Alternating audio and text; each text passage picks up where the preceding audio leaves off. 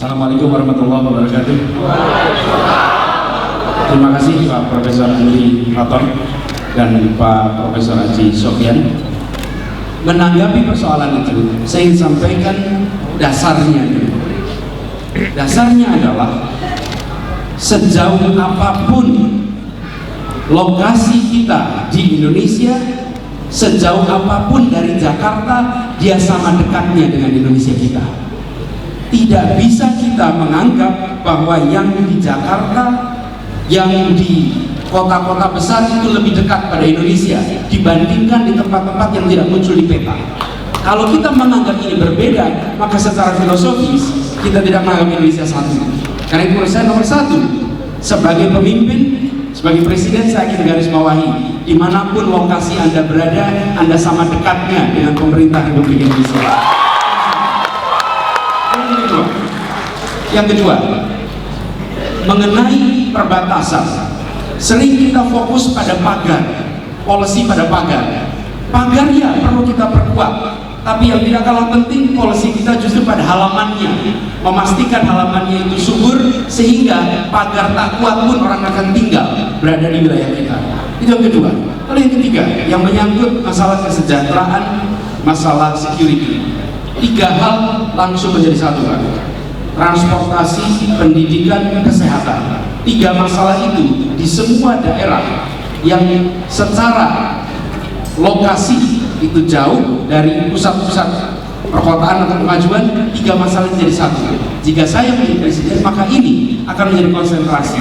Transportasi baik darat, laut, udara. Yang kedua kesehatan, yang ketiga adalah pendidikan. Bila tiga ini dibereskan sesegera mungkin, maka kita bisa berbicara tentang peningkatan kesejahteraan di semua daerah itu. Yang terakhir, semua materi yang dikirimkan, baik itu materi pendidikan, baik itu guru yang bertugas, baik itu tenaga medis, baik itu insinyur, semuanya harus berorientasi bukan membawa orang ke kota. Hari ini kita mengirimkan orang-orang ke berbagai wilayah yang jauh di pedesaan sambil membawa pesan untuk jadi orang kota. Tidak, dimanapun lokasi Anda berada, Anda punya hak untuk bisa sejahtera seperti yang lainnya. Itu soal. Kalau kita berbicara tentang security, memang ada luas wilayah yang luar biasa. Kita ini panjang pantainya nomor 2 di dunia. Pengamanan itu seluruhnya seperti yang disampaikan oleh Pak Pramono ini tadi, dengan manpower saja tidak akan cukup bila itu diatur dari Jakarta. Justru yang dibutuhkan adalah kesadaran di tingkat lokal untuk juga mengamankan. Tapi yang tidak kalah penting adalah sikap pimpinan negara.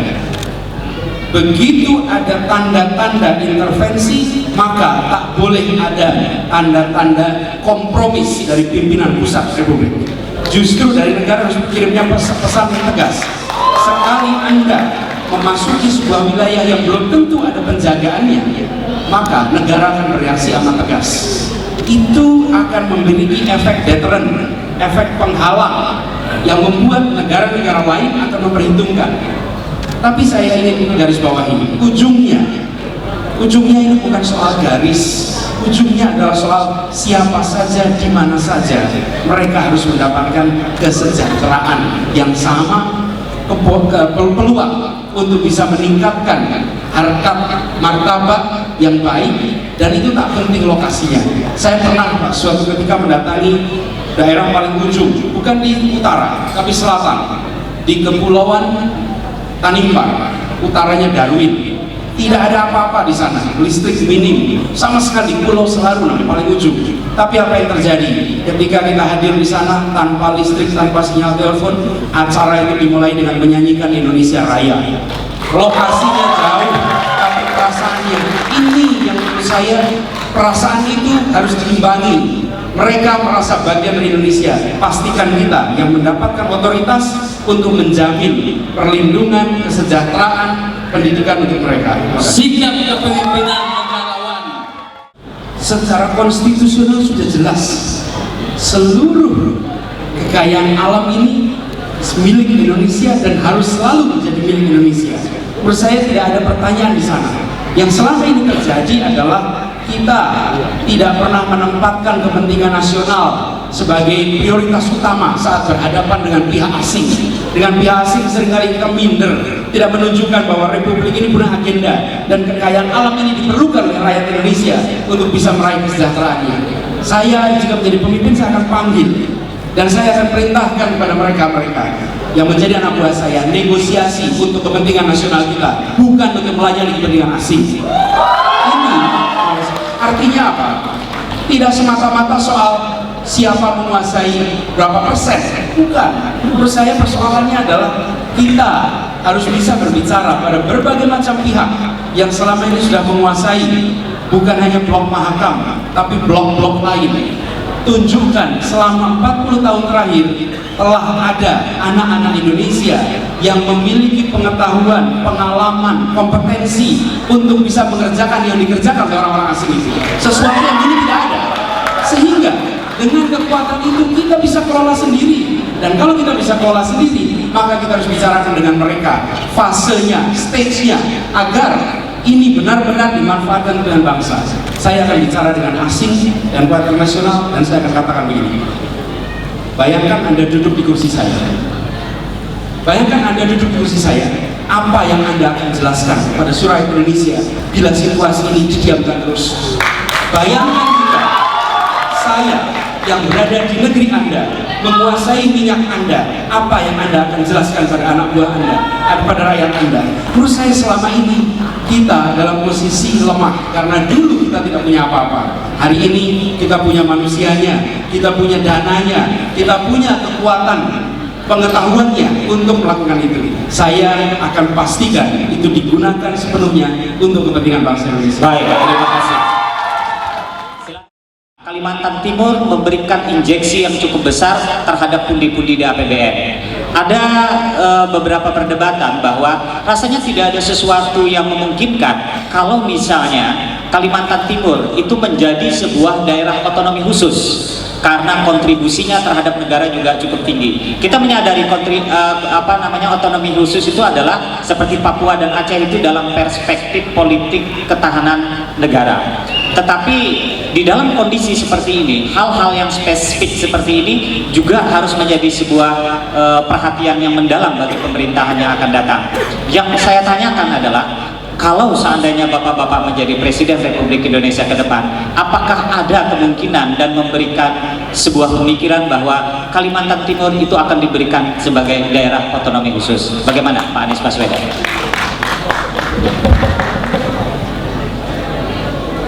Negara Indonesia adalah sebuah negara kesatuan. Lawannya kesatuan adalah federasi.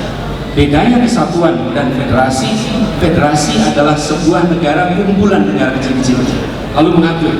Sebagai negara kesatuan Indonesia, ketika dicek sumber daya alamnya ternyata variasinya tinggi. Ada daerah seperti Nusa Tenggara Timur yang amat minim dengan sumber daya alam dengan nilai yang luar biasa, yang besar. Tapi kita juga saksikan ada Riau, ada Kalimantan Timur. Justru menurut saya Kalimantan Timur ini harus menjadi contoh sebuah wilayah yang memiliki kekayaan alam yang besar, dan juga Kalimantan Timur memiliki variasi penduduk yang luar biasa. Jika diruntut berapa banyak sebenarnya orang yang tinggal di Kalimantan Timur, kakeknya, neneknya bukan berasal dari Kalimantan Timur, tapi mereka sudah merasa bagian dari Kalimantan Timur. Jadi ini Kalimantan Timur adalah sebuah melting pot yang luar biasa. Saya malah ingin, kalau saya presiden, saya akan tunjukkan tempat-tempat lain. Lihatlah Kalimantan Timur, di sini ditemukan sumber daya alam dan masyarakatnya bersatu sebagai orang Indonesia. Bukan berbicara malah yang terbalik. Kalau menurut saya sekarang ini, begitu kita mendekati masalah ini seakan-akan sebagai tempat yang di situ kaya, di situ ada otonomi khusus, terbalik Pak. Tempat yang di sini diperlukan memiliki sumber daya alam harus bisa menjadi contoh. Dan kekayaan alam ini adalah kekayaan alam seluruh bangsa Indonesia, bukan kekayaan alam satu wilayah. Ini adalah kekayaan alam kita semua. Memang statement ini barangkali tidak populer di tingkat lokal, Tapi Ibu sekalian, kita bicara sebagai bangsa Indonesia, bukan berbicara sebagai saya orang Riau, saya orang Aceh, saya orang Kalimantan, bukan. Saya orang Indonesia, dan kalau kita bicara sebagai orang Indonesia, kita tidak kehilangan kekalimantanannya, kita tidak kehilangan kebiasaannya, kita tidak kehilangan karakter-karakter itu. Jadi saya ingin garis bawahi soal ini. Malah saya melihat Kalimantan Timur harus mengubah cara pandangnya. Saya kemarin tanya Pak, pada teman-teman mahasiswa, Kalimantan Timur adalah sebuah wilayah yang kaya. Apa kekayaannya? Disebutkan Pak, paling tinggi katanya tambang batu bara, nomor 2 minyak, lalu gas. Lalu saya katakan pada semua mereka, salah. Kekayaan terbesar di Kalimantan Timur adalah manusia Kalimantan. Jadi sebenarnya malah yang harus dibicarakan adalah manusianya. Lihat negara-negara di Timur Tengah, kurang apa kekayaan minyaknya, tapi apa yang terjadi pada kualitas manusianya? Lihat Korea Selatan, ada sumber daya alam? Tidak. Lihat Taiwan, tidak ada. Singapura tidak ada. Jepang tidak ada. Tapi yang mereka miliki kekayaan alam. Yang dibutuhkan di Kalimantan Timur bukan soal otonomi, tapi kualitas manusia yang didapat. Terima kasih. Pertanyaan saya, jika Bapak menjadi presiden, sanggupkah Bapak menjaga atau mempertahankan, menciptakan kedaulatan yang nasional? Ini sangat berbahaya. Kita tahu Venezuela sudah berhasil, bangsa-bangsa di Amerika Latin sudah berhasil. Mampukah Indonesia akan keluar dari jerat asing sehingga kita lebih berdoa setelah kedaulatan energi? Itu saya pertanyaan saya. Terima kasih. Selanjutnya pertanyaan yang nomor 3, saya persilakan dari mahasiswa, sebutkan nama. Terakhir. Perkenalkan, nama saya Dinar Christopher, saya adalah mahasiswa Fakultas Ilmu Sosial dan Ilmu Politik Universitas Mawarman. Saya ingin melakukan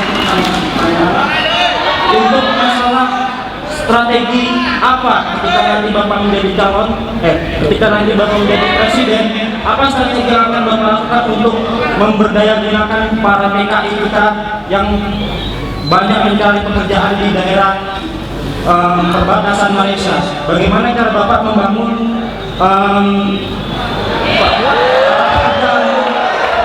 bekerja di daerah perbatasan, jadi tidak lagi mencari pekerjaan di luar negeri, tapi justru memperoleh pekerjaan di daerah perbatasan kita? Terima kasih. Di tempat yang sumber daya alamnya tinggi, justru peningkatan kesejahteraan lemah. Kenapa? Karena lebih memikirkan pembagian hasil daripada untuk apa hasil itu. Bapak Ibu sekalian yang sekarang disebut sebagai tokoh masyarakat Kaltim yang ada di sini, saya ingin tanya, Anda mungkin tahu berapa jumlah minyak yang disedot dari tanah ini? Anda mungkin tahu berapa ton yang diambil batu baranya? Tapi tahukah Anda berapa jumlah SD di tanah ini? Tahukah Anda berapa jumlah SMP di tanah ini? Tahukah Anda berapa jumlah SMA di tanah ini? Kalau Anda tahu jumlah kayunya, jumlah minyaknya, jumlah tambangnya, tapi tidak tahu jumlah SD, jumlah SMP, jumlah SMA, maka retorikanya nasionalistik, tapi cara berpikirnya sangat kolonialistik. Kenapa?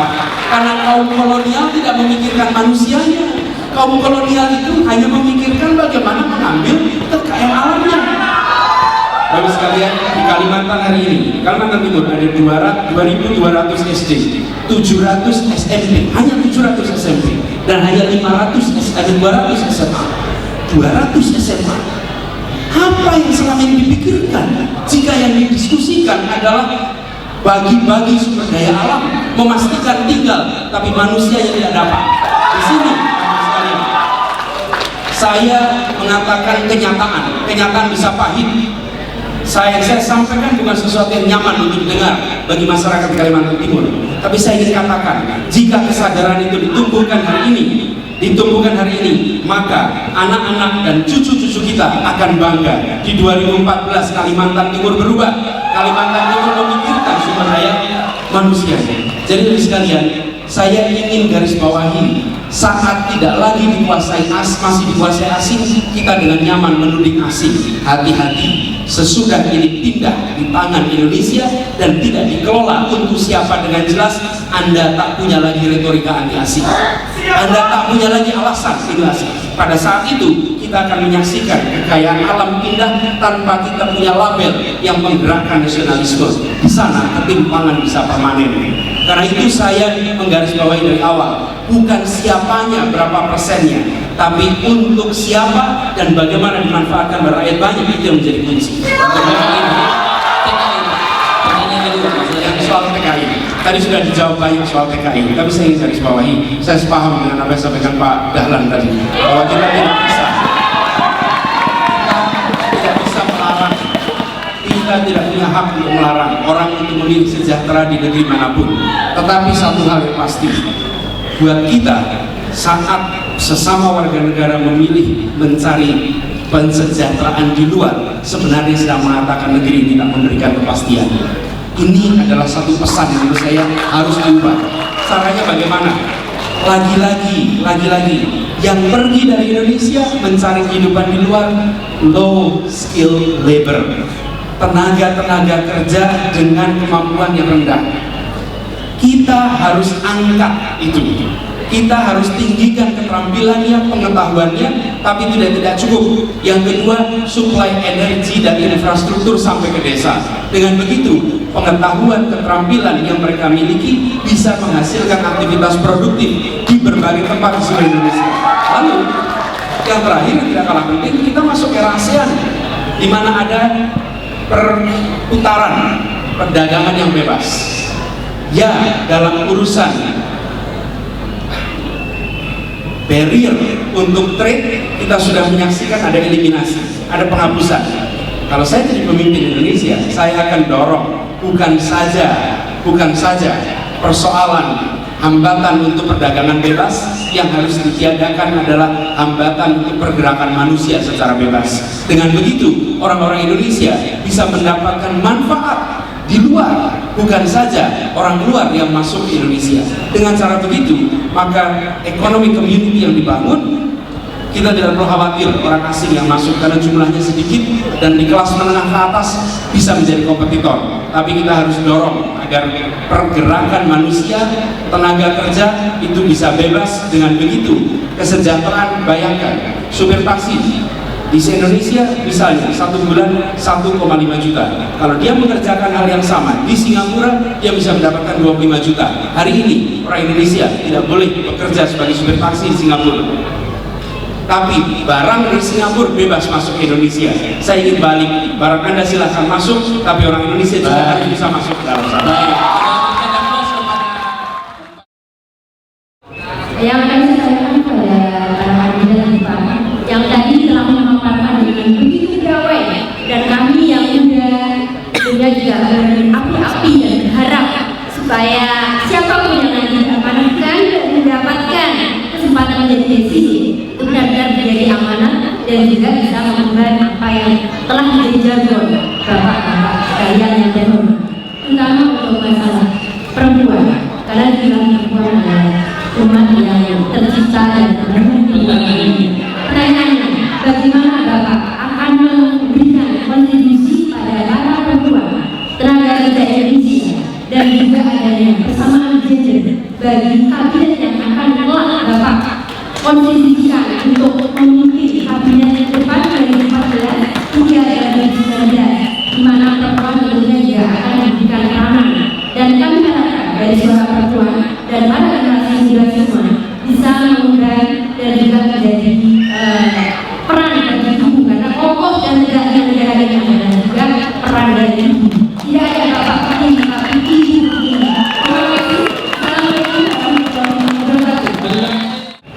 Ada sebuah indeks namanya Indonesian Governance Index. Banyak faktor dimasukkan dalam indeks itu. Salah satunya adalah kesetaraan gender. Dan Bapak Ibu tahu bahwa angka tertinggi antar provinsi seluruh Indonesia yang memiliki kesetaraan gender 7,5, paling tinggi Kalimantan Timur. Kalimantan Timur adalah tempat yang kesetaraan gendernya di antara seluruh provinsi Indonesia tertinggi. Dan ini artinya di sini sudah muncul budaya ini. Kita belum tentu sadar bahwa di sini ada. Seringkali memang kita tidak sadar sampai dibandingkan ke tempat-tempat lain. Kalimantan Timur bisa menjadi contoh bagi Indonesia. Tapi saya ingin tarik lebih jauh. Bicara tentang perempuan, Mari kita mulai dari yang hal paling mendasar. Lihat angka kematian ibu melahirkan. Kita di Indonesia masih 358 per 10.000 kelahiran. Ini unacceptable. Tidak bisa kita membiarkan ibu kita melahirkan lalu dikuburkan. Biarkan ibu kita melahirkan dan pulang membawa bayinya. Ini yang harus kita dorong. Dan sekalian, saya ingin garis bawahi, saya miris kalau mendengar pidato mengatakan mari kita turunkan angka kematian ibu. Menurut saya bukan diturunkan, ditiadakan. Kita harus meniadakan ibu yang meninggal saat melahirkan. Jadi konsentrasinya lagi-lagi 3. Masalah kesehatan. Kenapa banyak meninggal? Bukan karena fasilitas kesehatan, karena transportasinya yang bermasalah. Dan itu 2 itu nempel menjadi satu. Jadi saya melihat persoalan perempuan menjadi persoalan yang mendasar, yang harus menjadi kepedulian kita. Tapi di sisi lain, bangsa ini adalah bangsa yang berhutang besar pada kaum ibu. Hari ini salah satu masalah terbesar Indonesia adalah korupsi. Karena itu saya mengundang kepada para ibu, mulai hari ibu kemarin Pak, mari kita jangan kirimkan ucapan selamat hari ibu pada ibu-ibu, tapi dibalik kepada para ibu untuk mengirimkan surat kepada anak-anaknya. Nah, hari ini negeri kita panen korupsi. Setinggi apapun jabatanmu, tolong jangan buat ibumu melahirkan koruptor. Jangan korupsi. Pangkat orang boleh setinggi apapun, pangkat orang boleh tinggi apapun, ibunya bisa menjewer dia. Kau jangan korupsi, karena rahim ibumu bukan tempat lahirnya koruptor. Hari ini kita belum mengundang kaum ibu untuk turun tangan. Kita harus panggil kaum ibu turun tangan untuk ikut membereskan republik ini dengan cara mengingatkan anak-anaknya mengenai akhlak yang dimulai itu dari rumah. Terima kasih. Terima kasih, saya ingin sampaikan terima kasih kepada seluruh masyarakat Kalimantan Timur yang sudah menyambut acara ini dengan baik. Dan saya ingin sampaikan kami sangat bangga atas dukungan dari anak-anak muda di Kalimantan Timur yang sekarang berdiri di sini. Mereka, saya ingin garis bawahi, salah satu yang ingin kita ikhtiarkan bersama-sama dengan kita ingin ikhtiarkan adalah bagaimana anak-anak muda diundang untuk terlibat dalam proses politik bukan sebagai pengorbanan, tapi sebagai perjuangan. Dan itu artinya karena ini bukan pengorbanan maka tidak perlu kompensasi, Anda tak ternilai harganya. Ini yang kita ingin dorong, relawan terlibat politik karena percaya dan karena ingin perubahan. Indonesia kita saudara sekalian didirikan oleh orang-orang pejuang yang ketika mereka berjuang tidak tanya saya akan diberi apa dari perjuangan ini. Mereka melakukan itu karena hatinya yakin bahwa negeri ini merdeka dan anak cucu kita merasakannya. Sekarang saya ingin kita semua kembalikan semangat perjuangan itu. Republik ini didirikan oleh orang-orang yang amat terdidik, amat tercerahkan, dan di depannya punya kesempatan untuk mengejar segala macam kemewahan bagi dirinya, tapi tidak mereka lakukan. Yang mereka lakukan bekerja untuk kepentingan bangsa. Dan sekarang kita kembalikan semangat itu. Mari kita sama-sama turun tangan untuk bangsa Indonesia. Dan itu artinya sekalian, ekonomi kita harus baik. Pertumbuhan kita bukan saja angkanya tinggi, tapi kualitasnya baik. Yang kedua, produktivitasnya harus tinggi. Pertumbuhan ekonomi tanpa produktivitas manusia yang tinggi tidak akan ada artinya. Yang ketiga, kita harus adopsi teknologi-teknologi tepat yang visioner, yang mengantisipasi kebutuhan masa depan. Dan yang keempat, kita harus bereskan ketimpangan yang ada di Indonesia sehingga kita berhasil meraih yang dicita-citakan, keadilan sosial bagi seluruh rakyat Indonesia.